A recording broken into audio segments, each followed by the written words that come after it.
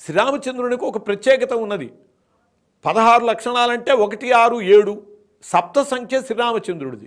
ఆయన అవతారాల్లో 7వ అవతారం ఆయన మత్స్య కూర్మ వరాహశ్చ నారసింహశ్చ వామనః. రామ అంటే పరశురాముడు, రామో రామశ్చ అంటే దశరథ రాముడు. రాముడు 7వ వాడు. ఆయన అవతారం 7వది. ఆయన పునర్వసు నక్షత్రంలో పుట్టాడు. అశ్విని భరణి కృత్తిక రోహిణి మృగశిర ఆర్ద్ర పునర్వసు 7వ నక్షత్రంలో పుట్టాడు. 7వ అవతారం అయింది.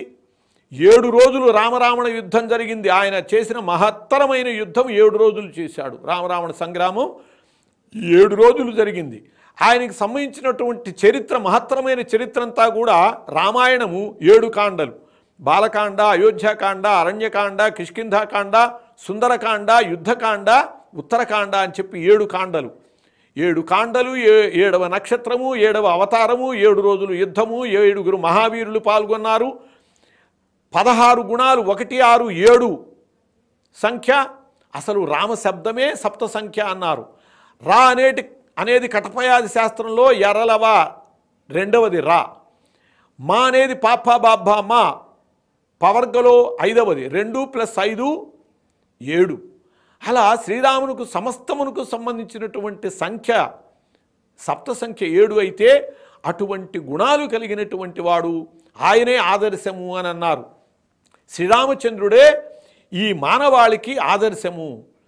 మనిషి ఎలా బతకాలి అంటే మిగతా ఏ అవతారాలు మనకి ఆదర్శం కాదండి. విష్ణుమూర్తి అవతారాలు ఎత్తాడు అని చెప్పుకుంటూ ఉంటాం. విష్ణుమూర్తి ఎత్తటమే కాదు, మనము అవతారాలు ఎత్తుతున్నాం. మత్స్యావతారం విష్ణుమూర్తి ఎత్తాడు నీళ్లలో చేపలాగా. మనం కూడా అమ్మ కడుపులో ఉమ్మనీరులో కొట్టుకుంటూ చేపలాగా నీళ్లలో కొట్టుకుంటూ ఉమ్మనీరులో బ్రతికాం. అది మత్స్యావతార దశ.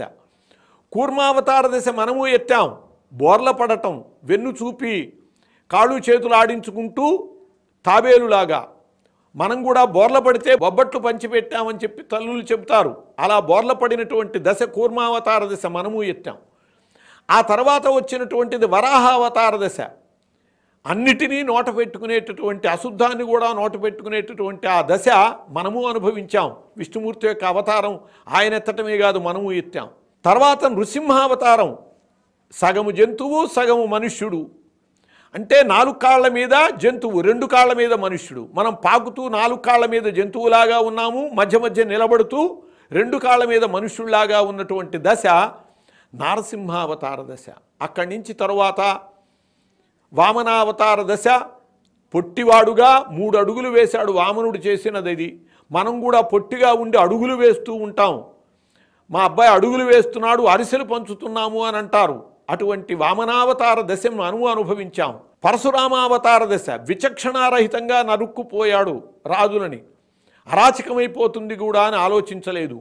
అట్లాగే విచక్షణారహితంగా రాజకీయ నాయకుల ప్రయోగిస్తే రైళ్ళని బస్సుల్ని తగలబెట్టుకుంటూ ఎన్ని ధ్వంసాలైనా చేసేటటువంటి ఆ యువక దశ ఉన్నదే, అది పరశురామావతార దశ.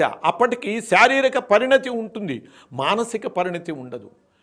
అటు శారీరక పరిణతి, ఇటు మానసిక పరిణతి రెండూ ఉన్నటువంటి ఏకైక అవతారం